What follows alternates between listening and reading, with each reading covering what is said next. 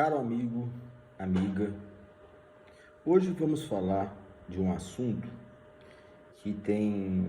permeado o espectro político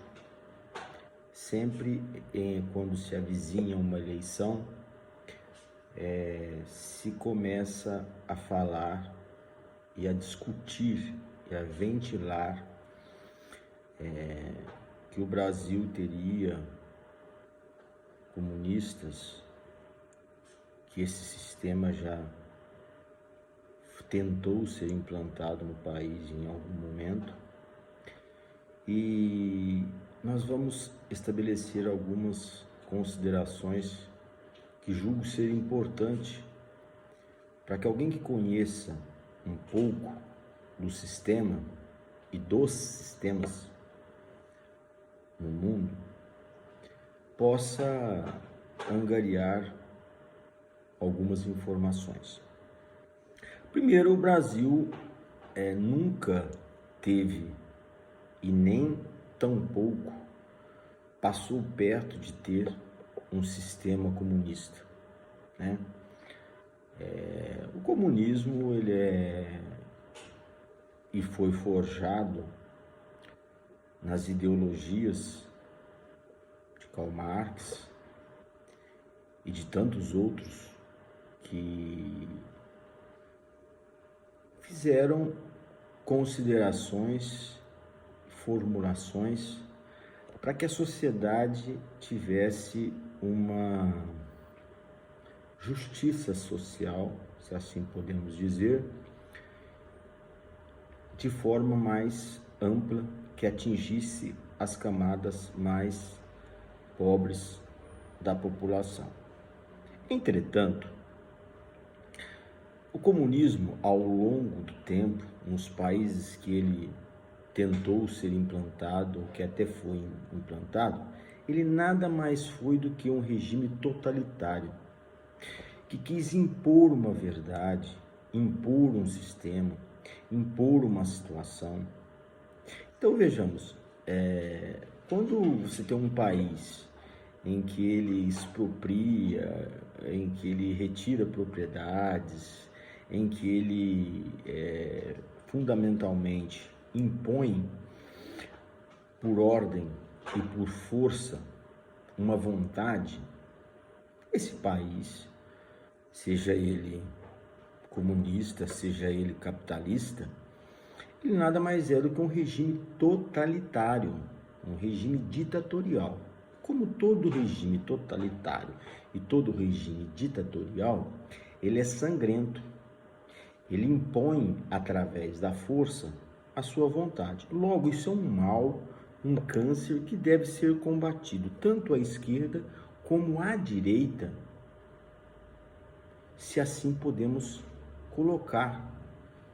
e definir. Agora, fundamentalmente, nós temos que entender que no nosso país nós nunca tivemos um regime ditamente de esquerda, porque aqueles governos que tentaram ou que, entre aspas, eram e tinham pessoas ligadas à esquerda, eles, ao assumir o poder, nada mais fizeram do que um governo que, na verdade, se aproximasse mais à direita e ao capital, né, do que fundamentalmente a camada mais pobre da sociedade fosse beneficiada. Então, o Brasil nunca teve nenhum regime ditamente de esquerda que colocasse os seus conceitos sem impor uma condição, sem impor uma realidade e sem impor uma verdade, entre aspas, para a sociedade. De modo que o que nós temos no país, e sempre tivemos, foi um capitalismo selvagem. Porque, como todo sistema político, e assim podemos definir, ele usa da camada mais pobre e da força do trabalho para acumular riquezas, seja ela na mão do grande banqueiro, seja ela na mão do grande empresariado, seja ela na mão das pessoas que ditam esse poder como uma forma de governo, que na verdade o nosso país, ele em nenhum momento teve uma democracia, que aí sim é o melhor sistema de governo, é a democracia, que é o poder do povo, onde o povo é ouvido, onde as decisões são divididas e que a maioria do povo é ouvida e as decisões são, então, frutos de um desejo popular. Na verdade, o que nós temos sempre no nosso país é governos que impõem a sua realidade e a vontade do capital, né? Então a gente tem que o capital no Brasil sempre foi forjado à exploração da mão de obra do negro, a exploração da mão de obra do índio, a exploração da mão de obra dos mais pobres e que fundamentalmente sempre foi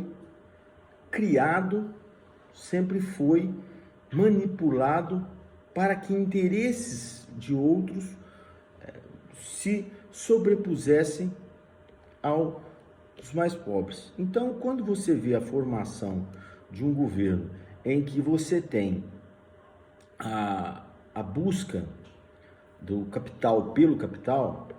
em que aqueles mais ricos fundamentalmente ficam mais ricos e os pobres ficam fundamentalmente mais pobres, você não tem justiça social, você não tem democracia, você não tem participação popular. Ora, nós temos governos que os seus comandantes não sabem, não têm a mínima noção do que fazem lá, de qual a sua função, se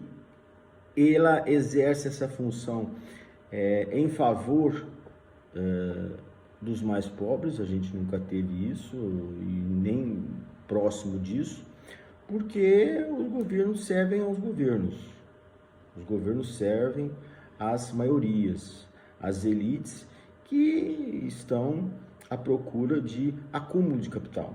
E esse acúmulo de capital, ele é justo quando se formado de forma justa. Agora, quando o capital é formado de forma a você retirar das pessoas, a explorar a mão de obra para esse acúmulo de capital, ele passa a não ser justo e passa a ser forjado com muito sofrimento, com muita dor, com muita escravidão, seja ela da mão de obra que for. Ao longo dos anos, ela foi se diversificando, mas sempre explorando a mão de obra mais pobre, mais barata, e em cima dela se formam os grandes capitais. Então, quando se fala no regime que campeia o mundo, que é o capitalismo, ele nada mais foi formado do que sobre a mão de obra mais humilde, sobre a escravização dessa mão de obra. Foi retirado daí, da classe mais pobre, a custo de muito suor, sangue, lágrimas, a formação dessas grandes riquezas que servem a interesses mundiais e que sempre